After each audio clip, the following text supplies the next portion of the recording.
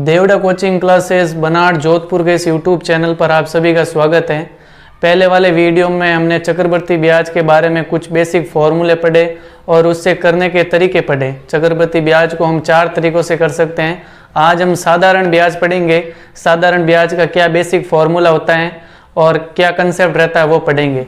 साधारण ब्याज और चक्रवर्ती ब्याज में एक मेजर डिफरेंस ये होता है कि जो साधारण ब्याज होता है उसमें नॉर्मली ब्याज लगता है, लेकिन चक्रवर्ती ब्याज होता है कंपाउंड इंटरेस्ट होता है, उसमें ब्याज पर ब्याज लगता है।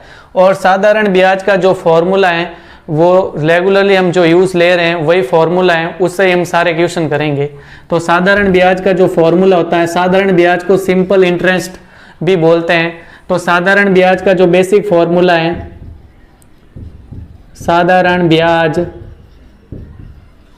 बराबर मूलधन इंटू दर इंटू समय बटा 100। इस फॉर्मूले की सहायता से हम साधारण ब्याज निकाल सकते हैं।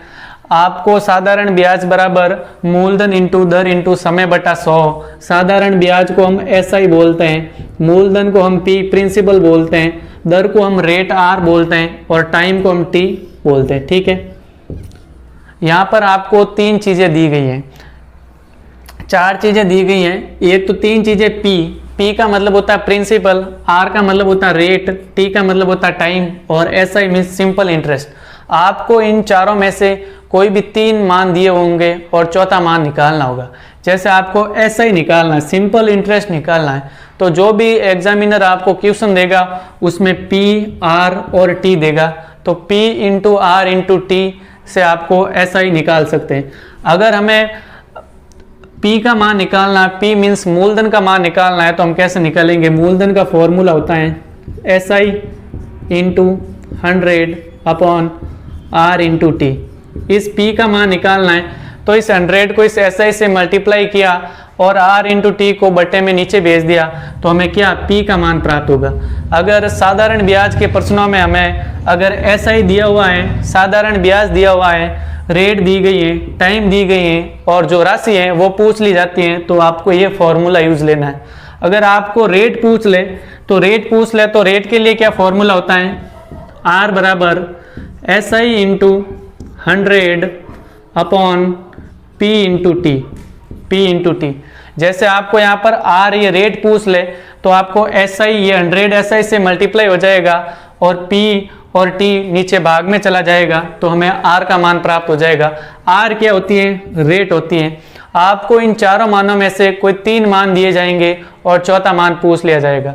अगर आपको SI भी दिया हुआ है, P भी दिया हुआ है, R भी दिया हुआ है और T का मान पूछ लें तो T का मान फॉर्मूले से कैसे निकालेंगे वो देखते हैं। ठीक है, T बराबर T क्या होता है? Time, SI into 100 upon P into R। ये 4 फॉर्मूले साधारण ब्याज के इस टॉपिक में बहुत ही महत्वपूर्ण है और इन सभी चारों फॉर्मूले से हम अगर दर ज्ञात करनी है तो दर भी निकाल सकते हैं, रेट भी निकाल सकते हैं, कुछ भी निकाल सकते हैं। एक एग्जाम्पल की सहायता से समझने का प्रयास करते हैं। अगर आपको मूलधन में वो सेम क्वेश्चन ले रहा हूं जो चक्रवर्ती ब्याज वाले क्वेश्चन में लिए है, क्योंकि हमें पहले कॉन्सेप्ट समझना है। हार्ड क्वेश्चन हम और भी करेंगे जो विभिन्न प्रतियोगिता परीक्षाओं में पूछे जाते हैं, SSC, बैंक, रेलवे, लेकिन हमें पहले कॉन्सेप्ट समझने के लिए आप इजी क्वेश्चन में से भी कॉन्सेप्ट समझ सकते हैं। तो पहला क्वेश्चन हमारा ये है, अगर आपको मूलधन P 1000 रुपये है और रेट 10% है, रेट क्या 10% है, टाइम क्या है 2 साल है और आपको SI पूछ ले, सीधा SI पूछ ले, तो SI का फॉर्मूला होता है ये साधारण ब्याज SI बराबर क्या होता है? मूलधन यहाँ पर क्या दिया हुआ है? 1000 रुपये, तो हम लिखेंगे 1000 रुपये इंटू दर यहाँ पर दी गई है 10%, तो हम लिखेंगे 10 इंटू समय T दिया गया है 2 साल, तो हम यहाँ पर लिखेंगे 2 साल बटा 100। इसको हम सॉल्व करेंगे तो हमारा SI आ जाएगा। SI मीन्स साधारण ब्याज। तो 2 0 से 2 0 कैंसिल हो जाएंगे, पीछे बचेगा 10 इंटू 2 अर्थात 200 200 हमारा क्या हो जाएगा, 200 क्या हो जाएगा, साधारण ब्याज। इसी सेम क्वेश्चन को हमने चक्रवर्ती ब्याज वाले कंपाउंड इंटरेस्ट में किया था, तो हमारा जो आंसर आएगा वो आया था 210। 210 इसलिए आया था क्योंकि जो भी पहले साल का जो ब्याज लगा 100 रुपया, उस पर और ब्याज लगा, ठीक है ना, और ब्याज लगा, जिसकी वजह से ये 210 आया। लेकिन साधारण ब्याज के क्वेश्चन में ब्याज पर ब्याज नहीं लगता है, नॉर्मल जो रेट दी गई है वही लगती है, ठीक है।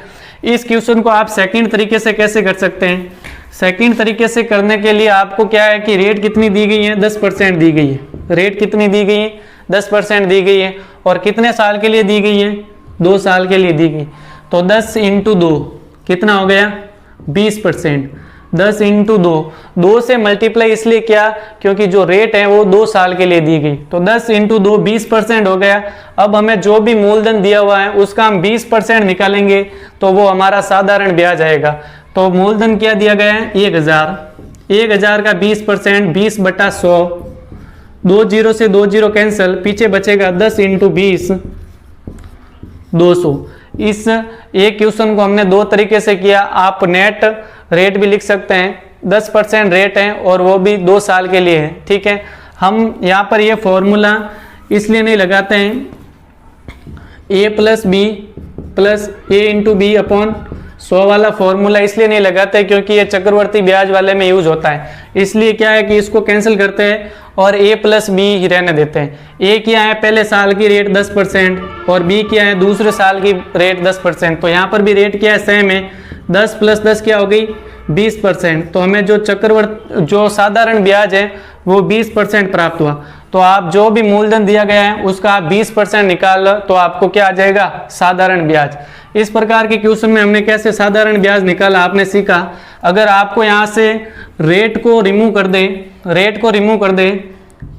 रेट पूछ ले और आपको जो SI है वो 200 रुपये दे दे, तो रेट कैसे निकालते हैं वो हमें फॉर्मूला पढ़ा था।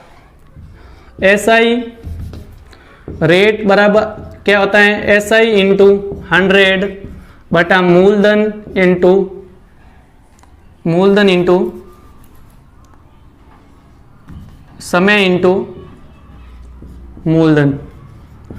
आपको इस क्वेश्चन में क्वेश्चन को वापस चेंज किया गया है। चेंज किया क्या, यहाँ पर रेट हटा दी गई और आपको SI 200 रुपये दे दिया गया। तो आपको रेट निकालने के लिए पूछा जाता है तो ये फॉर्मूला यूज लेंगे। तो रेट इक्वल टू क्या होता है, SI कितना दिया गया है, 200 रुपये। तो हम लिखेंगे 200 × 100 अपॉन समय दिया गया है 2 साल, तो 2 × मूलधन होता है 1000, वो आपको दिया गया। जो कट रहा है उसको काट दे और जो बचा है उसको बचने दे। यहाँ पर है 3 0, तो 2 0 और ये 3 0 कैंसिल हो जाएंगे। अब बचेगा 20/2। 20/2 कितना होता है, 10% होता है।